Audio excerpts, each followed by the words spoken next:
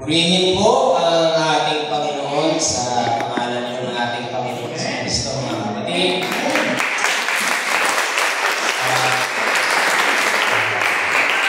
Isang magandang gabi po sa ating lahat. Ano po? Purihin po ang ating Panginoon at bawat isa po ay naririto sa gabing ito. Ilan na tayo? Pang-4 na araw, no? At salamat sa Diyos sa ika-4 na araw, mga kapatid, ay taglay pa rin natin yung lakas. Amen? Amen? Tama po ba natin yung Espiritu sa ating pag-aawitan? Amen. Kahit sa pamamagitan po ng awit ay nararamdaman natin yung pakikisama ng ating Panginoon. Ano po?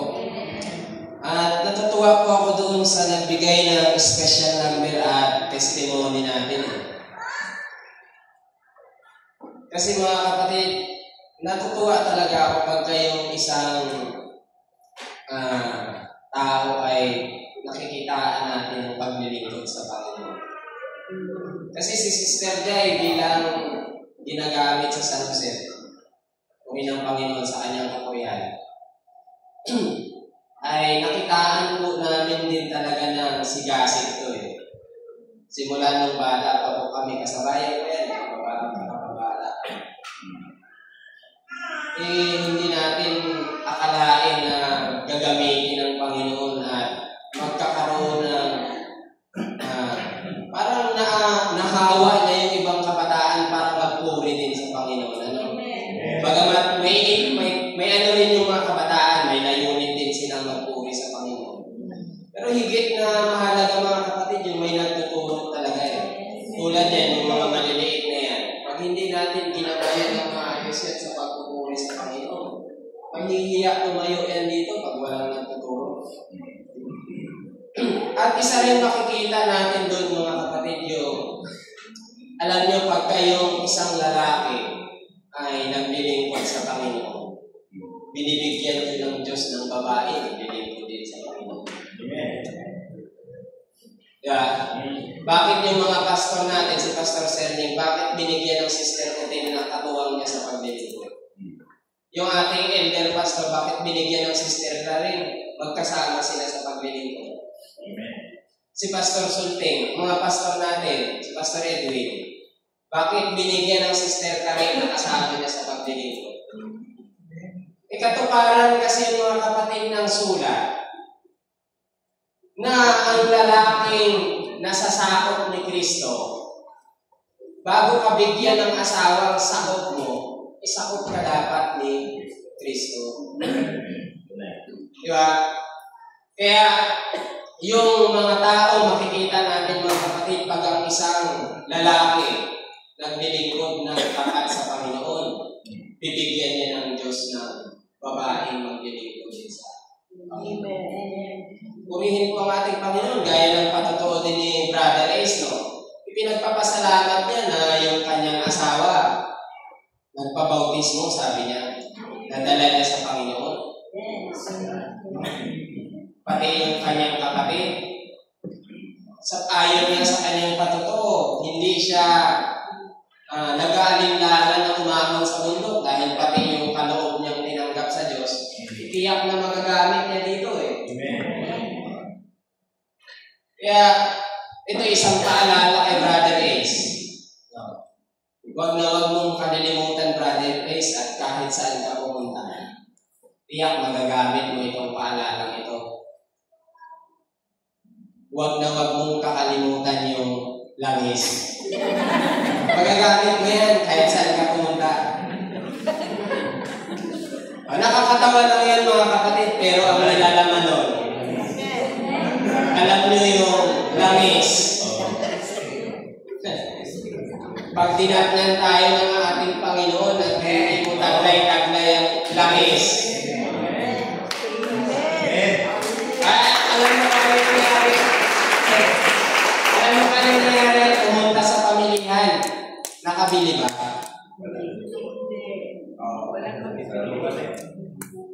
Umalis din, sabi na, pag sialis kayo, kung bumili kayo sa pamilihan, kasya lang sa amin yung langis namin.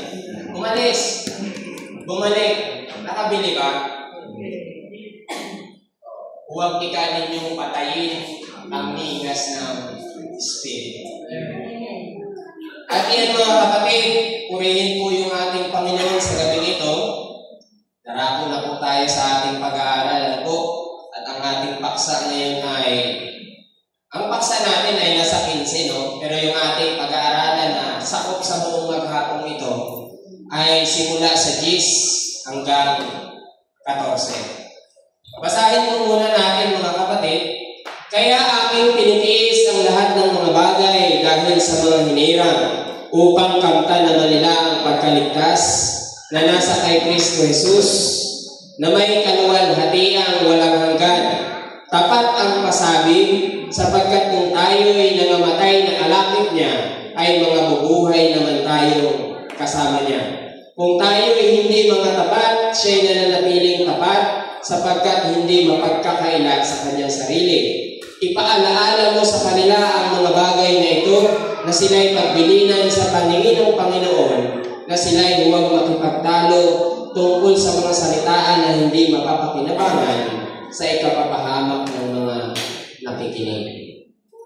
Simula po sa ating morning devotion hanggang sa ating seminar, ay ang tinalakay po ni Brother Song ay yung kung paano nagkaroon ng pagkakataon yung pagkahirang ng mga hintil. Nabagamat ng una ika ay nalalayo, ngayon ay inilapit sa pamamagitan ng dugo ni Kristo. Yun yung kanyang tinalakay. Pagdating naman po sa ating seminar mga kapatid, ang tinalakay po at binigyang diin ng ating kapatid ay yung pagtitiis at yung salita ng Diyos na hindi natatangkalaan. Ngayon, yung lahat ng pinag-aralan natin mga kapatid simula ng Lunes, kung inyong natatandaan, hanggang dito sa talatang 14, iyon po yung tinutukoy na ipaalala mo sa kanila ang lahat ng mga bagay na ito. Simula sa 1 hanggang 13. Kasi binigyan ito ng paksain sa talatang 15 hanggang sa magpatuloy ulit kay Brother Jun na yung kasunod. Ngayon, ano yung ipapaalala mo sa kanila ang lahat ng mga bagay na ito na gustong ipahatid sa atin ni Apostol Pablo? Ganito kasi mga kapatid bago natin puntahan yung ating pinakapaksa, basahin muna natin itong 11 hanggang 13. Tapat ang pasabi. Pag sinabing tapat ang pasabi mga kapatid, hindi mo pwedeng baluktutin yan. Kung ano sinabi, yun ang mangyayari. Amen. Yan. Gaano yan ka? Gaano natin pag-aaralan itong salitang tapat ang pasabi? Dito lang din po sa talatang ito o sa talatang 12. Kung tayo'y mga tiis, ay maghahari naman tayong kasama niya. Tapat ang pasabi.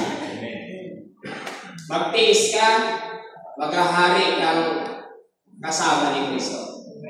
Tapat ang pasabi. Ang Diyos hindi nagsisinungaling. Gusto mo maghahari kasama ni Kristo? Magtiis ka. Ganun katapat ang pasabi iyan. Kung hindi ka magtitiis, ano mangyayari? Maghahari ka ba kasama ni Kristo? Tapat ang pasabi iyan. Ano pang isa? Kung ating ikaila siya, ay ikaila naman niya tayo. Tapat ang pasabi. Hindi mo pwedeng baluktutin yan.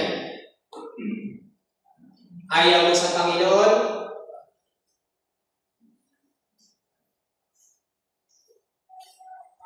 Kasi ang gustong marinig ng tao, puro gusto niya pakinabang para sa Kanya. Gusto niya magharing kasama ni Kristo. Yun ang gusto niyang marinig. Pero tapat ang pasabi, mga kapatid. Hindi lang sa magandang side, tapat ang Panginoon. Kung ikaila mo siya, ikakaila ka rin niya. Isang salita, mga kapatid, na matuwid, isang tapat na pasabi, hindi natin mapasabulian.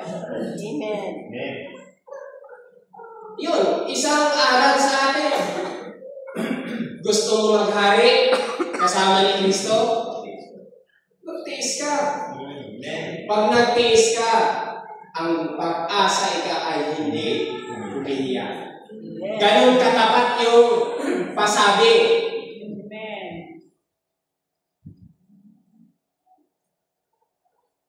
Makikita natin, mga kapatid, kung gaano tayo dapat manindigan sa ating tinanggap. Amen. Gusto mo maghari, yun ang gusto mong laging naririnig. Maghahari tayo kasama ni Kristo. Yun ang kagustuhan ng iyong kaisipan. Magtiis ka. Magtiis tayo. Amen. Gusto natin hindi na natin mababago yung pananalitang iyon. Tapat ang pasabi tungkol sa bagay na iyan. Ngayon, kung hindi mo naman pahalagahan, ikakaila mo yung ating Panginoong Jesucristo, hindi na natin kayang baguhin. Tapat ang pasabi, ikaiilan naman niya tayo. Ngayon, mga kapatid, dahil yung tinalakay po ng ating mga kapatid ay doon sa pagkalapit ng mga hintil.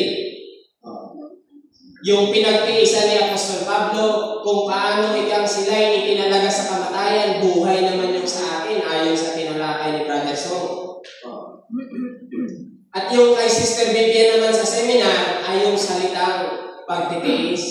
Tinalakay po doon lahat ng pinagdaanan ni Apostol Pablo, kung paano siya nakaranas na maging hubad, paano siya nakaranas na maging gutom, inari niya ikang kalugihan ang lahat ng mga bagay. Mahalaga sa kanya, ngunit inari niyang sukal, makamit lamang niya ang gustong ikaabot sa kanya ni Kristo. Alam niyo ba, mga kapatid, yung salitang sukal? Pag binasa natin yan sa English, dung. D-U-N-G. Alam niyo kung ano yung dung? Dumi, tae, na natuyo. Para lang mapahalagahan niya si Kristo, itinuring niyang tae yung lahat ng mga bagay. Paano mo papahalagahan tae?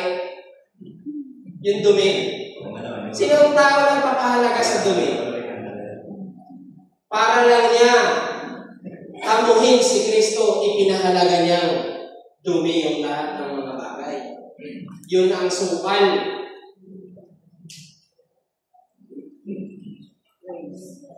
Kasi pagka hindi mo inaring dumi, mahalaga nga sa iyo yung material Ganon kahalaga sa tao yung material, kung saan ika yung kanyang kayamanan, doon yung kanyang puso. O itong hindi niya aariing dumiyan, sukal, papahalagahan niya, paano niya tamuhin si Kristo? Ngayon, mga kapatid, yung tiniis na yun ni Apostol Pablo, ito po yung ating pag-aaralan sa gabing ito. Kaya aking tinitiis ang lahat ng mga bagay dahil sa mga hinirang upang kamtan naman nila ang pagkaligtas.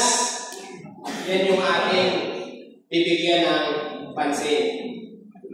Na yung pagkaligtas na yan, na kanino? Basahin niyo sa inyong Biblia. Nasaan yung pagkaligtas?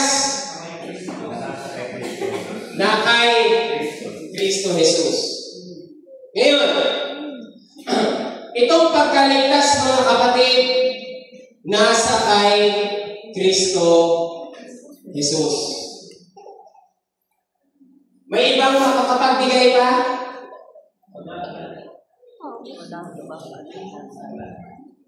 Bakit tiniis ni Apostol Pablo yung lahat ng mga bagay? Upang kamtin ng mga hinirang yung pagkaligtas. Kanino? Kay Kristo Jesus.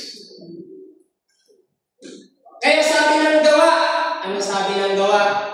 4:12.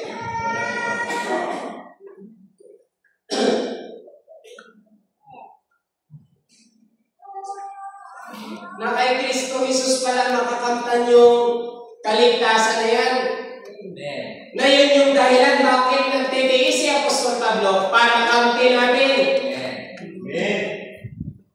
Ngayon, sabi niya, at sa kanino mang iba ay walang kaligtasan. May iba pa? Kanino mang iba, walang kaligtasan. Ibig sabihin, itatatak sa kaisipan natin. Tanggapin natin mga kapatid, sa kanino mang iba, walang kaligtasan. Baka kasi may iniisip tayo na mayroon pang ibang makapagligtas. Pero gustong idiin ni Apostol Pablo, makakamtan lang ng mga hinirang ang kaligtasan. Kanino mo masusumpungan? Kay Kristo Jesus. Pag-usaping kaligtasan, gusto mo maligtas, wala kang ibang pupuntahan.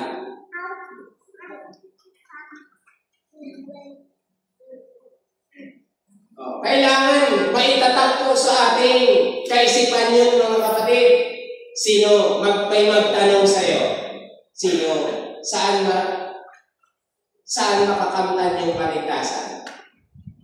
Wala kang ibang isasagot kundi Kristo Jesus. Bakit? At sa kanino mang iba ay walang kaligtasan. Pwede ka bumanggit ng ibang Diyos eh. Maraming kinikilalang Diyos ang tao. May Diyos-Diyosan. Ang Diyos ika tumatayo sa kapisanan ng mga Diyos. May Diyos si Baal. Sa panahon ng paghahari ni Cesar, ang iniisip ng tao para huwag kang mamatay, kailangan nasa poder ka ni Cesar. Sino yung gusto niyong pawalan para mabuhay? Si Kristo o yung magnanakaw? Kinikilala nila sa kamay ni Cesar. Diyan ka mabuhay. Maraming kinikilala ang tao mga kapatid na makapagliligtas.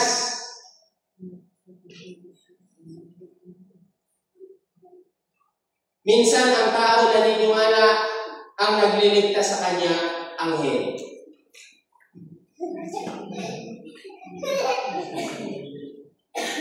Meron ba sa atin ang paniwala mo ang nagliligtas sa iyo anghel?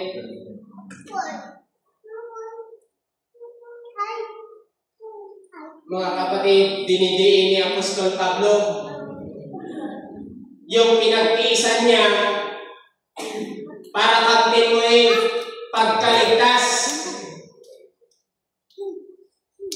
Ang tanong ngayon, pagkakamit ka ng kaligtasan, sino iniisip mong magliligtas sa'yo?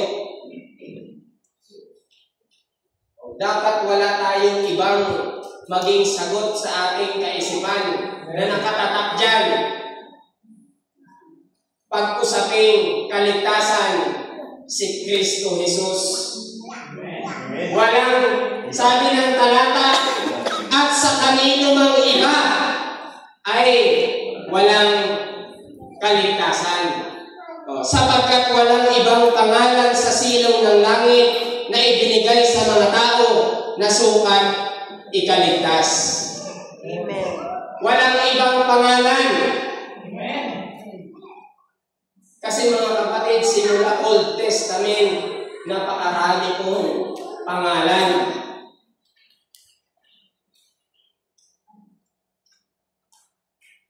Maraming kinikilala yung tao ngayon eh. May si Yahweh, may si Jehovah, may si El Shaddai.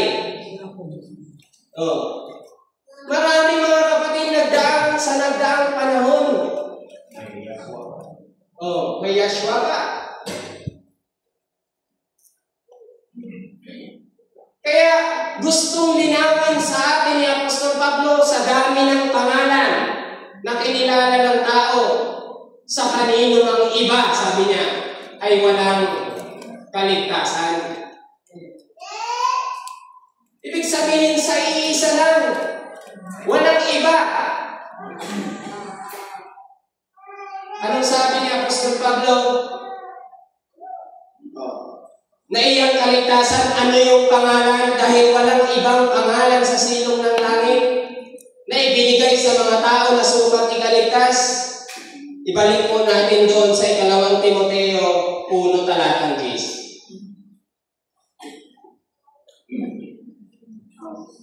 Ngunit ngayon ay nahayag sa pamamagitan ng pagpapakita ng ating tagapagligtas na sino? Na si Kristo Jesus. Yun ang pangalan ng maging kaligtasan ng tao. Kahit nung ibigay pa lang ng anghel, sabi niya yung ipapanganak na bata, pangalanan mo, Jesus. Sapagkat iniligtas niya ang kanyang bayan. Oh. Na itong pangalan mga kapatid na walang sa kanino mang iba ay walang kaligtasan sapagkat walang ibang pangalang ibinigay sa silong ng langit. Na kanino yun? Ngunit ngayon ay nahayag sa pamamagitan ng pagpapakita ng ating tagapagligtas na si Kristo Jesus. Yun yung pangalan. Kaya sabi doon sa 2:10 ng 2 Timoteo, upang kamtin ng mga hinirang ang pagkaligtas na nasa kay Kristo Jesus. Amen. Tao ka, gusto mo maligtas. Walang ibang pwede kang puntahan. Kahit sa ibang pangalan nga hindi mo pwedeng sabihin nando'y kaligtasan dahil kinukonklusyon ng kasulatan sa kanino mang iba. Wala. Ano ba ibig sabihin ng wala? Walang iba mga kapatid. Ibig sabihin kung sino yung tinukoy, yun na yun. Amen. Ano paano niya iniligtas? Ngunit ngayon ay nahayag sa pagpapakita ng ating tagapagligtas na si Kristo Jesus na siyang nag-alis ng kamatayan. Iyon pala yung isa sa kayang gawin ng tagapagligtas. Mag-alis ng kamatayan. Kaya ng iba? Yun pala yung kanyang ibig sabihin. Kaya sa kanino mang iba ay walang ibang tagapagligtas. Bakit? Yung kakayanan pala ng tagapagligtas na ito, kaya niyang mag-alis ng kamatayan. Amen.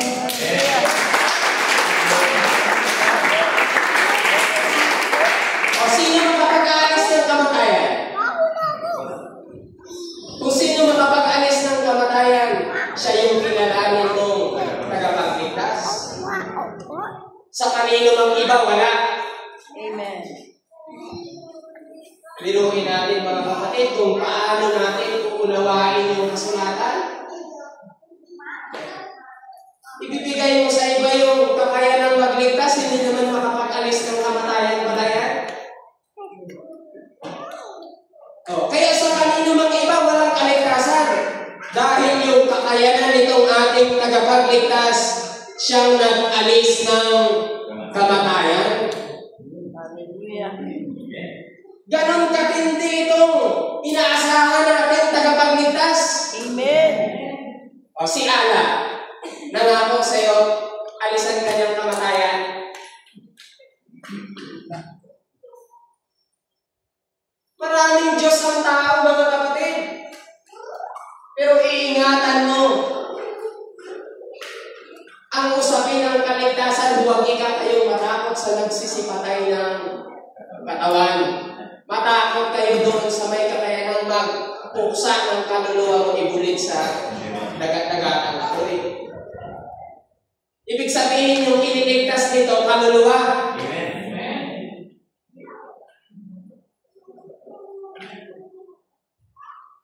Iyon pala yung isa sa kakayanan. Kaya sinabi ni Apostol Pablo, walang iba sa sino man, sabi niya, walang ibang pangalang ibinigay sa silong ng langit sa mga tao na sukat ikaligtas dahil yung qualification ng salitang tagapagligtas nag-aalis ng kamatayan. Kung may kilala pa kayong ibang Diyos na nagsasabing kaya niyang alisin yung kamatayan,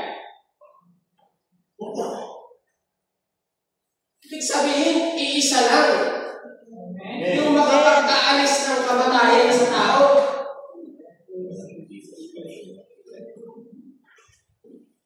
Baka may gusto pa kayong ibang lapitan. Alisin natin sa kaisipan natin yan, mga kapatid. Pag-usaping kaligtasan, pag-usaping tagapagligtas, wala kang ibang nasa isip, Jesucristo. Amen.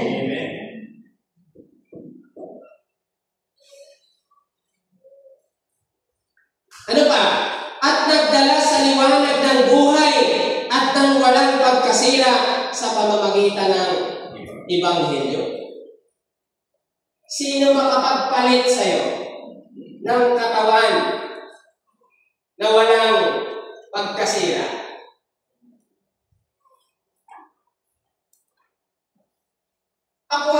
Halimbawa ako naglilingkod.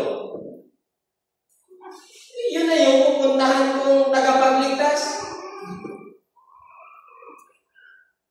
Kaya ka pala niyang dalhin sa liwanag ng buhay at ng walang pagkasira. Tingnan natin sa pamumuhay ng tao, mga kapatid. Siraan ang siraan. Walang ibang nasa isip. Saan na po pagaling, dyan ka uwi. Itinakda sa tao, mamatay.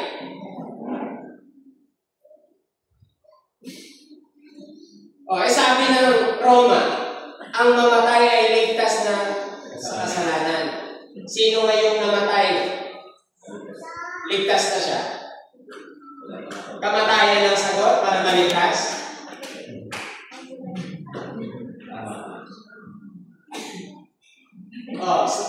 Sa 8:23 ba na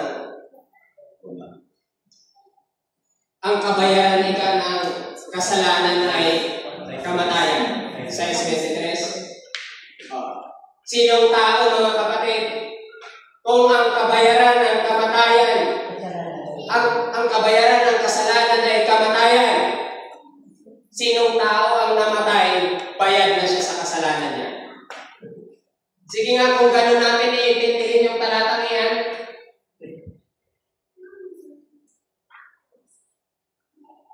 na ang kabayaran daw ng kasalanan, kamatayan.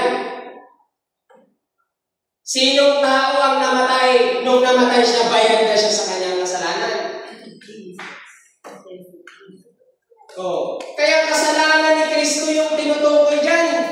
Ang kamatayan ni Kristo, na nung siya yung namatay, kanyang kamatayan lang yung maging dahilan para mabayaran ating kasalanan. Hindi ikaw na individual na para sabihin, para makabayad ka sa kasalanan mo, kailangan mong mamatay.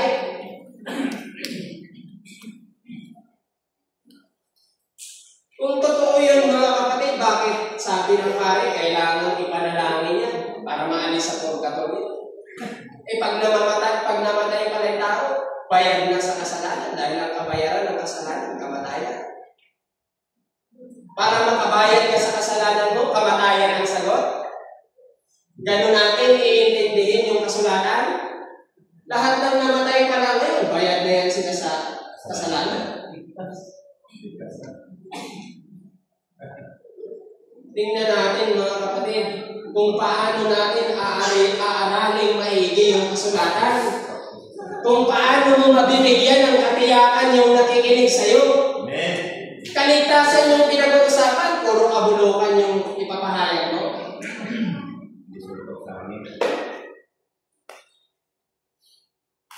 Itong ating tagapagligtas, ang kanyang kakayanan mag-alis ng kamatayan.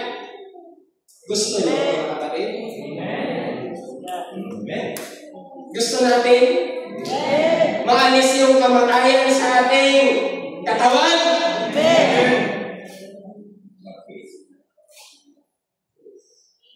Mga kapatid, tapat ang pasabi. Gusto mo? Magtiis ka. Amen. Pahalagahan mo yung mga bagay na nauukol sa buhay. Amen.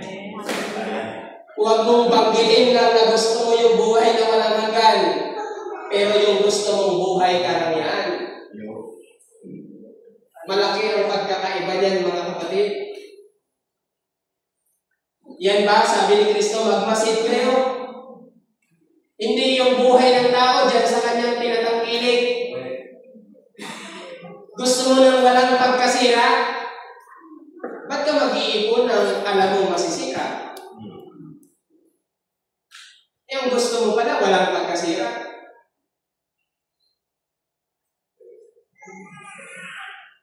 Tuloy natin. Ngayon, yung tagapagligtas na yan, sino ang kanyang ililigtas? Yan ang tanong. Ipapasok mo ba agad yung iyong sarili kahit hindi mo naiintindihan? Unawain mo muna sino yung kanyang iniligtas. Baka umaasa ka kay Kristo, lumalabas kang kababag-abag. Ngayon, sino yung kanyang iniligtas? 5:23 ng Efeso, mga kapatid.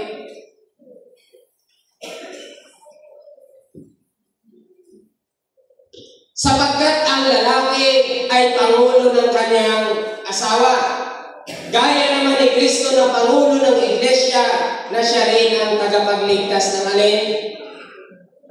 Katawan. Yung ililigtas pala ni Kristo, yung katawan. Hindi muna sinabing ikaw yun. Ang ililigtas niya yung iglesia.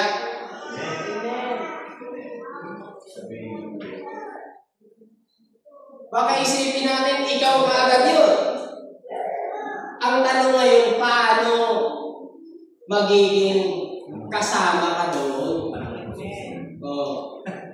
Ililigtas niya yung iglesia, yung katawan. Gusto mo maligtas? Sumangkap ka sa katawan. Kasi inaako agad ng maraming tao yan eh. Kami lang ika ang maliligtas.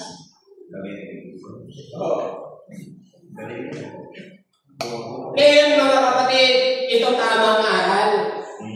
Ang ating Panginoong Jesucristo nagtayo ng iglesia. Yung itinayo ng iglesia ni Hades hindi magtatagumpay. Gusto mong hindi magtagumpay yung Hades din sa'yo? Umanig ka doon sa itinayo ni Kristo. Dahil yung tagapagligtas doon na nagtayo ng iglesia, nag-alis ng kamatayan. Paano magtatagumpay yung Hades? Yung tagapagligtas na nagtayo ng iglesia, inalis niya yung kamatayan. Ngayon, ang ililigtas daw po, malinaw ang sinasabi ng kasulatan, Gaya naman ni Kristo na Pangulo ng Iglesia, siya rin ang tagapagligtas ng katawan. Ang ililigtas ni Kristo, yung katawan. Ano yung katawan? Colosas 1:18.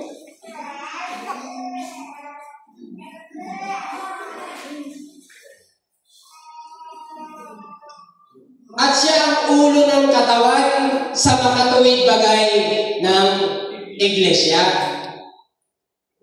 Yung ililigtas ni Kristo, mga kapatid, ay yung katawan.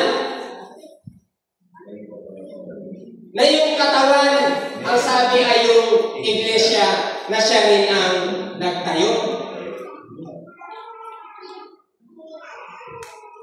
Ngayon, tayo bilang hintil, sabi doon sa paksa natin, nagtiis si Apostol Pablo upang kamtan din naman ng mga hinirang yung pagkaligtas na nasa kay Kristo Jesus.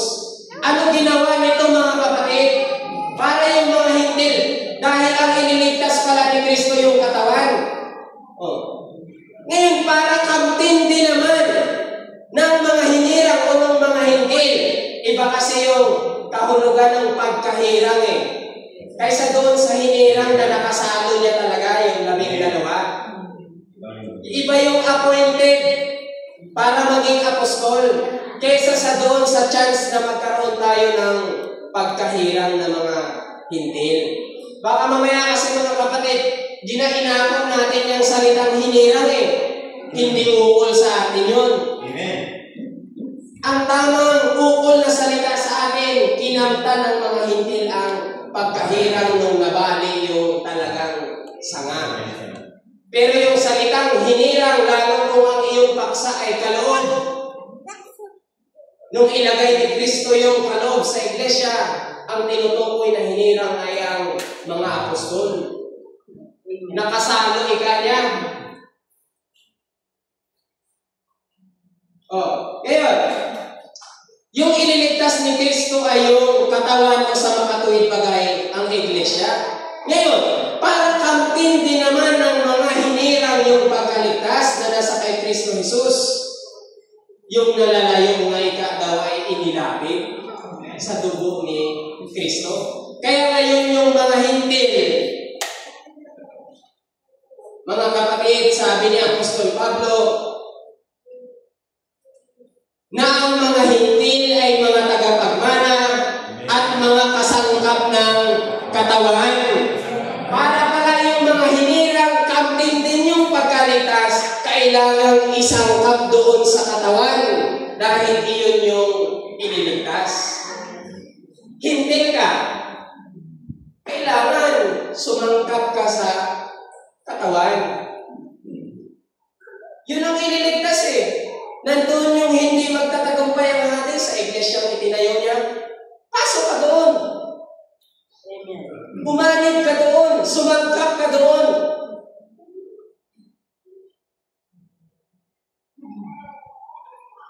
Kasi baka isipin ng tao, ganun kadali yung proseso ng kaligtasan. Mga kapatid, pasok tayo sa iglesyang itinayo ng ating Panginoong sa Kristo. Sumangkap tayo doon. Kaya ano yung sasangkapan mo? Yung tamang puro at aral, kung ano yung aral nung itinayo ng iglesia, yan yung ipatupad mo ngayon sa mga hintil na sumasampalataya. Amen. Para magkaroon ng pagkakalapit-lapit, nalalapat na mabuti. Para maligtas ka bilang hintil, kung masangkap ka doon sa katawan, dapat ka dapat na mabuti. Marami na nga tayong nagiging usapin dyan Dahil, bakit pahapay-hapay? Ang gusto nga, lapat.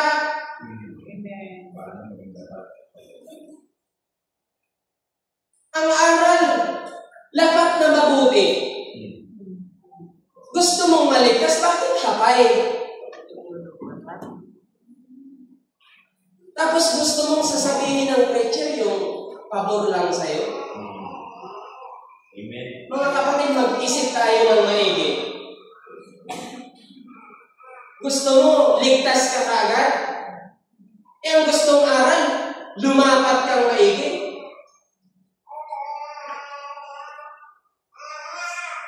Tingnan natin maigi mga kapatid yung sinasabi ng kasulatan. Huwag kayong tumingin sa akin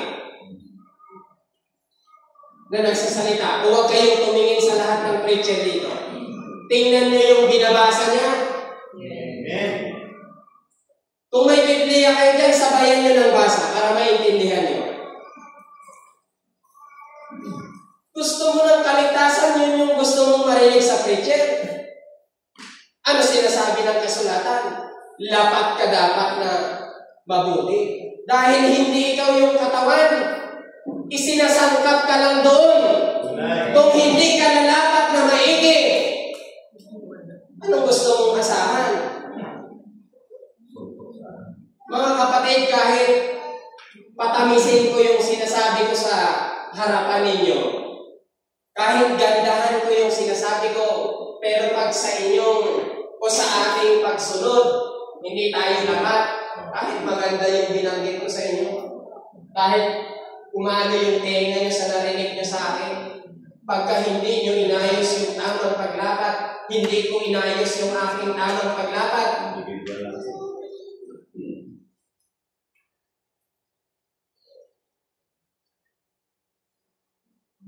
walang ibang kaligtasan mga kapatid kay Kristo.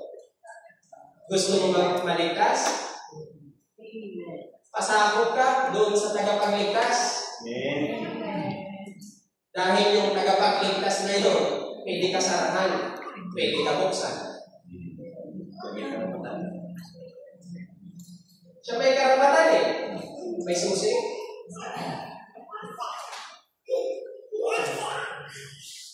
Tuloy natin. Sa 4:16 ng Efeso, basahin na rin natin mga kapatid. Na dahil sa kanya'y ang buong katawan na nakalapat na mabuti at nagkakalapit-lapit sa pamamagitan ng tulong ng bawat kasukasuan, ayon sa paggawang na ang ukol sa bawat iba't ibang sangkap ay nagpapalaki sa katawan sa ikatitibay ng kanyang sarili sa pag-ibig. Ikaw bilang sangkap, lapit-lapit daw po mga kapatid. Ganito yan eh, bigyan ko kayo ng isang halimbawa. Pag putol itong kamay mo, dadaluyan ka ba ng dugo? Yung putol na sangkap? Na yung dugo na yun bumubuhay sa buong katawan. Kaya kapag na-paralyze yung tao, hindi na yan dinadaluyan ng dugo. Likas na yan. Hindi na nila pupuntahan ng hangin. Kasi yung kaso-kasuan, hindi na nakalapat na mabuti. Kaya ano sabi ni Kristo, kung hiwalay kayo sa akin, wala kayong magagawa.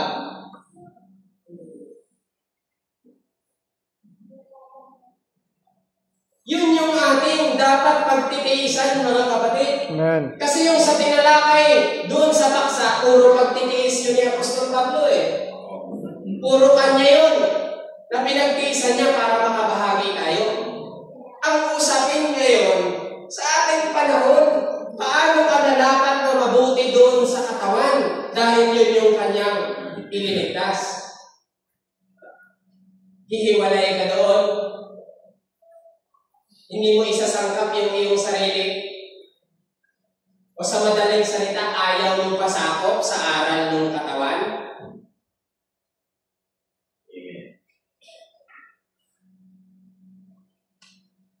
Ganun po mga kapatid. Iyan, makatuwirang aral para sa atin. Tuloy pa natin. Dito po sa 2 Timoteo 1:9.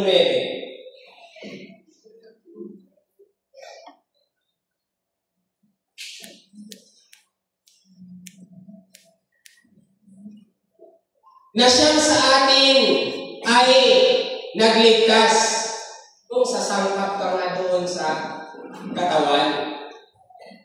Eh ngayon mga kapatid, binigyan na ni Apostol Pablo ng konklusyon eh, na ang mga Hintil ay tagapagmana at kasangkap ng katawan. Ibig sabihin, may katsansa-tsansa na talaga tayong sumangkap doon sa katawan. Malaki na yung pagkakataon. Wala na yung tapping eh. Iginibanay ka na yung pader na nagpapahiwalay.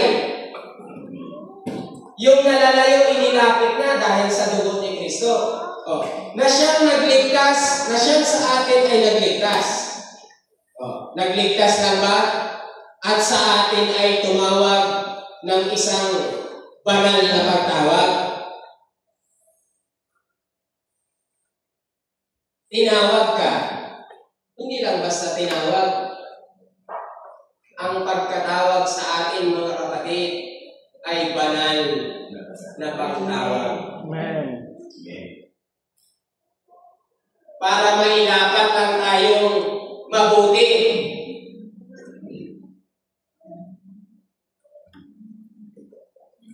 Hindi kasi yung, halika, simba tayo.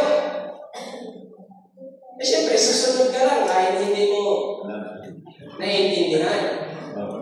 Yung tinawag ko, mga kapatid, malalim ang kahulugan nun. Kaysa yung tinawag ka ng letra. Tinawag tayo sa banal na pagkatawag, mga kapatid. Para lang maitatak sa kaisipan ng tao, kailangan dapat tayong mabuti. Amen. O kasi yung kaligtasan, angkop na angkop yan sa pagdiriwang mo ng Pasko. May iba bang dulot yung pagkamatay ni Kristo?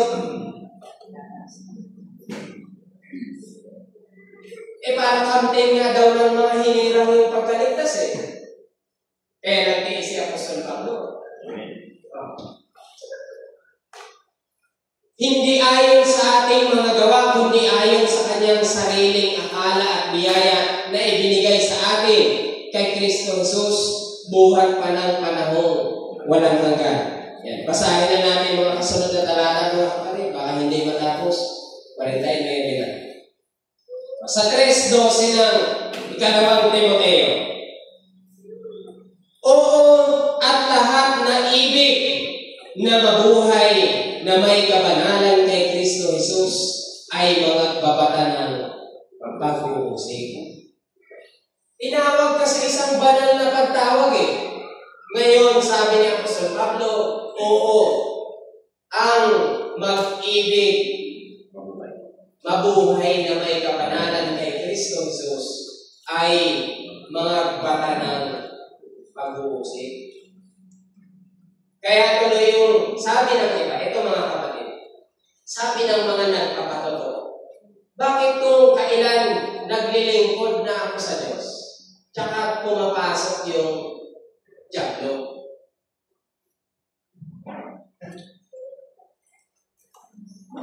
Bakit daw kung kailan naman lumalapit siya ng lumalapit sa Diyos, tsaka naman, andyan naman yung diablo? Mga kapatid, bigyan lang natin ng daan sandali yung salita ng Diyos. Mag-i-inject ako sa inyo ng salita ng Diyos, hindi galing sa aking sarili. Subukan natin tanggapin na yung kaisipan na yun, mali. Kung kailan ka naglilingkod sa Diyos, tsaka lalapit ang diablo para tuksoin ka, ano po ang sabi ng kasulatan? Yun yung ating paniwalaan. Ano sabi ng kasulatan? Pasakop kayo sa Diyos. Magsisalangsang kayo sa diablo. Tatakas siya sa inyo. Bakit ikaw ang iyong kaisipan, pag maglilingkod ka sa Diyos, pag mo iniimbigahan si Satanas?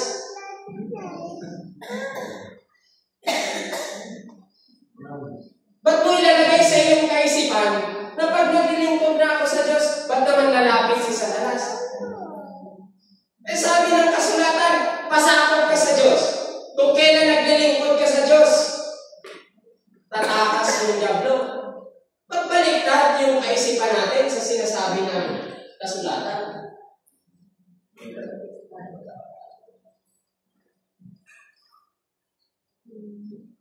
Pag pinaniwalaan mo yan ang mangyayari. Bakit?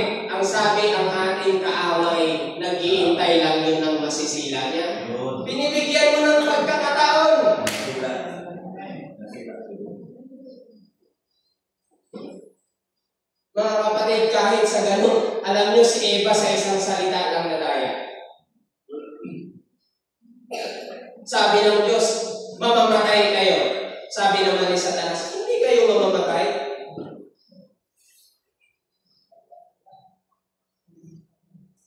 Oh.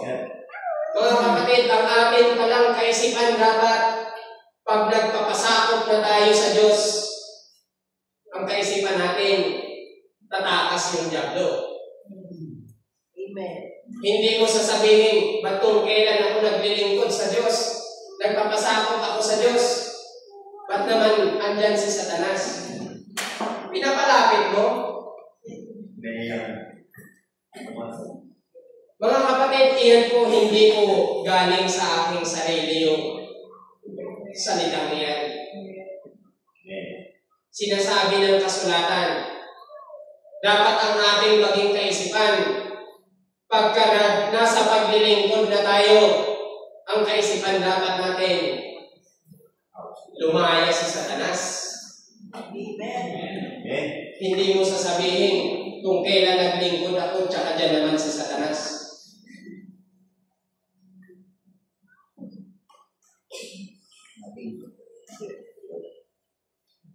Oh, sa mga nagpapatotoo mga kapatid, naririnig po natin yan.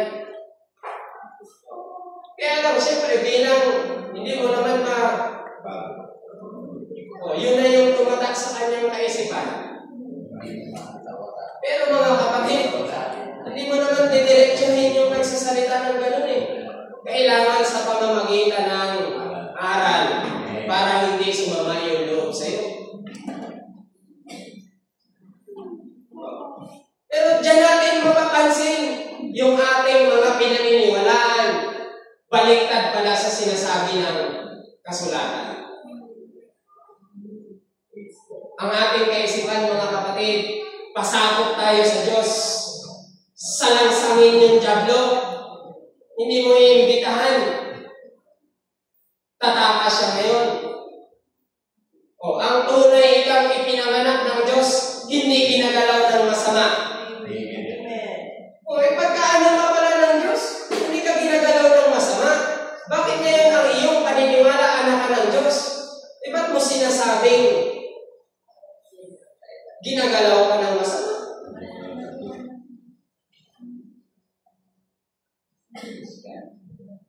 Baliktad mga kapatid. Siguro, baguhin natin ating kaisipan yan. Naiimbitahan eh. Nag-iintay lang yun ng masisila niya ngayon. Tuloy natin. Dito tayo sa huling talata mga kapatid. Sa ikalawang Korinto muna. Dalawang talata na lang. Ikalawang Korinto 6.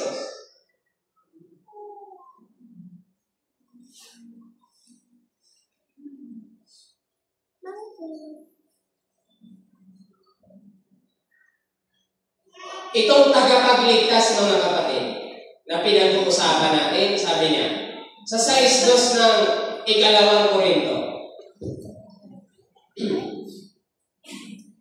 sapagkat sinasabi niya, sa panahong ukol, kita'y pinakinggan, at sa araw ng pagliligtas kita'y sinaklolohan. Narito ngayon ang panahong ukol, narito ngayon ang araw ng kaligtasan. Marami na sigurong pagkakataon mga kapatid, tumawag tayo sa ating Panginoon, sinaklolohan niya tayo.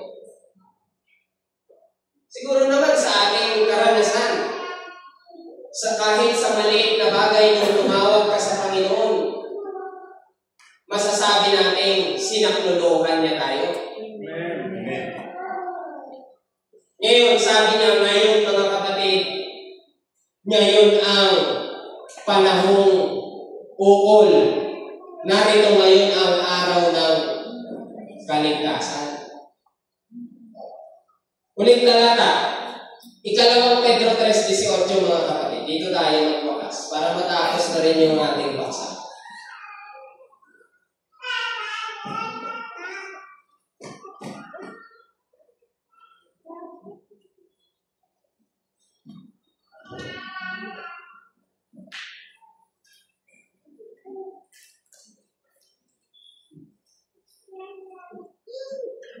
Datapwat magsilago kayo sa biyaya at sa pagkakilala sa ating Panginoon at tagapagligtas na si Jesucristo. Sumakanya nawa ang kaluwalhatian ngayon at magpakailanman siya nawa. Saan tayo magsisilago, mga kapatid?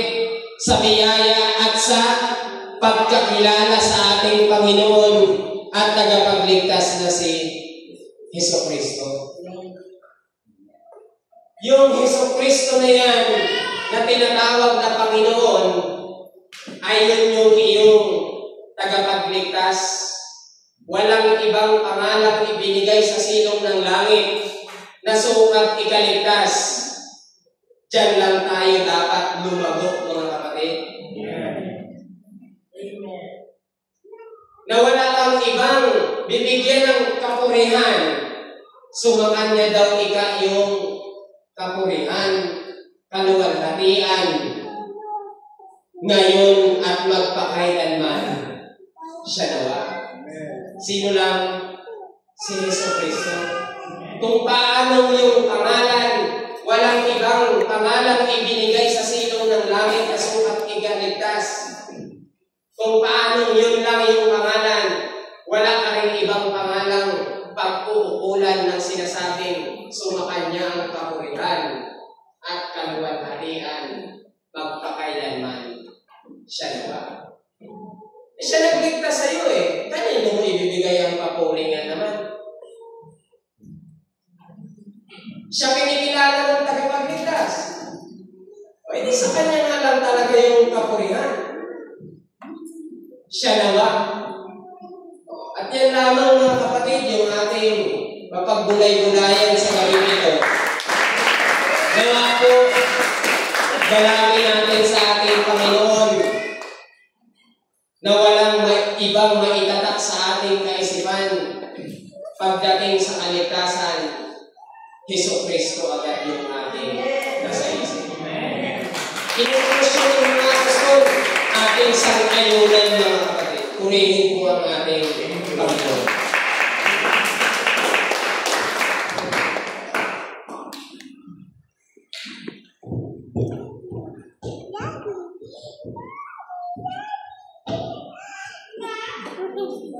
Praise God, puri ng Panginoon. Kayo po ay tumayo at umamit sa Diyos.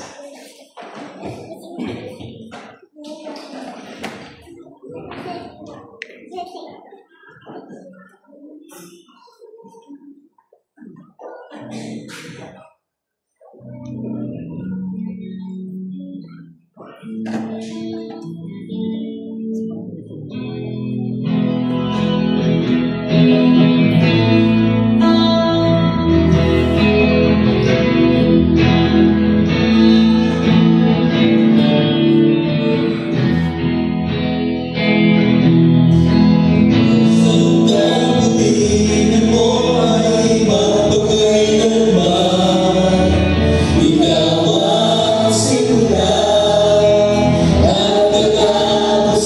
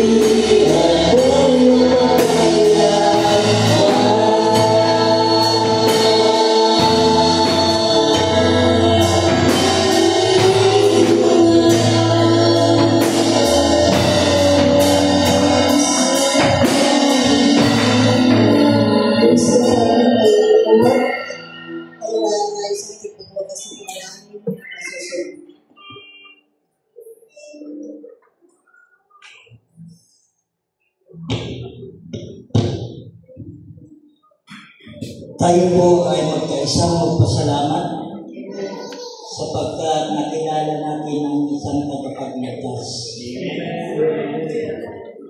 Glory to God, purihin ka mapagpalang Diyos sa pangalan ng Panginoon Jesucristo. Kami po ay nagpapasalamat sa oras na ito na nakita namin ang tunay na tagapagligtas. Sapagkat ikaw ang may salita na walang ibang pangalan na ibinigay sa silong ng langit na sukat ikaligtas ng mga tao. Kaya nagpapasalamat kami, Panginoon, dahil ipinaunawa mo sa amin ang tunay na Diyos. Ang tagapagligtas, ang nagbayad ng aming mga kasalanan. Kaya Panginoon, maraming salamat sa lahat ng nakarinig ng pangalan ng tagapagligtas. Nawa tumimo sa aming mga puso itong tagapagligtas na ito. Kaya Panginoon, tulungan mo kami, Panginoon, na ito ay hindi mapura sa aming isip. Ang tagapagligtas na ito ng aming kaluluwa. Salamat o Diyos sa lahat ng narito, lahat ng mga kapatid, mga bisita. Nawa ang salita mong ito ay matanggap namin. Na ito ay maghariin namin sa aming mga puso. Lord, maraming salamat sa iyong kabutihan na ito po ay maunawaan namin ang kahalagahan ng kamatayan ni Kristo, na ito'y ibinayad sa aming mga kasalanan. Kaya Lord, maraming salamat po sa pansamantala ng pagwawakas sa tabing ito. Dalangin niyo Diyos ang iyong gabay, patnubay at pag-iingat sa bawat isa sa amin. At huwag may bago mo kami sa awa ng bukas na taglay namin ng buhay at kalakasan muli. Kaya Lord, maraming salamat po sa iyong mga salita na aming narinig sa gabi ito, na ito'y tumimo sa aming mga puso. Amin pong nabilin sa oras nito, sa aming pagpapahinga, nawa ingatan ang bawat isa sa amin. Sa maamin nawa ang iyong biyaya, kapayapaan at pagliligtas sa aming Diyos na makapangyarihan sa lahat, sa pangalan ni Jesucristo. Amen. Praise God. Thank you for watching. Good evening. Thank you for watching. God bless.